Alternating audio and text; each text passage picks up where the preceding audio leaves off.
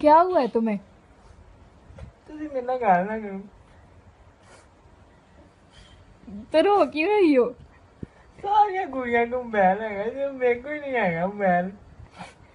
Mobile क्या करना है? ਤੇ ਚਮਾਣਾ ਮੋਬਾਈਲ ਮੈਂ ਇੱਕ ਵਾਰੀ ਕਿਹਾ ਦੋ ਵਾਰੀ ਕਿਹਾ ਮੰਨਦੇ ਨਹੀਂ ਗੱਲ ਨੂੰ। कौन सा मोबाइल लेना है? ਓਪੋ ਦਾ ਲੈਣਾ ਓਪੋ ਦਾ ਮੋਬਾਈਲ। तो ये वाला दिया तो है। ਇਹਦੇ 'ਚ ਤਾਂ ਹੁਣ ਸੱਪ ਵੀ ਨਹੀਂ ਨਿਕਲਦਾ। ਜਲੀਲ ਕਰਾ ਸਕੂਲ 'ਚ ਵੀ ਸਾਰੀ ਕੁੜੀਆਂ ਕੋਲ ਮੋਬਾਈਲ ਹੈਗਾ ਮੇਰੇ ਕੋਈ ਨਹੀਂ ਹੈਗਾ ਸਾਰੀ ਕੁੜੀਆਂ ਮੈਨੂੰ ਛੇੜਦੀਆਂ ਤੇ ਕੰਬੈਲ ਨਹੀਂ ਹੈ ਤੇ ਕੰਬੈਲ ਨਹੀਂ ਹੈ। इतना कुछ जरूरी नहीं है मोबाइल। हाँ इतना जरूरी नहीं तुझी क्यों इस्तेमाल करते हो है। पढ़ाई का टाइम है। चलो भलाई नु लेके बैठो भलाई भलाई भलाई सारी जिंदगी भलाई।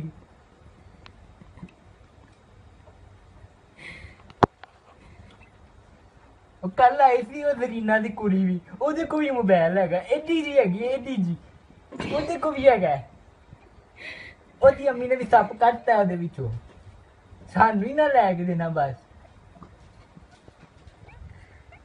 क्या एक ओप्पो का मोबाइल है 4000 रुपये का लै दो लै दो लै दो।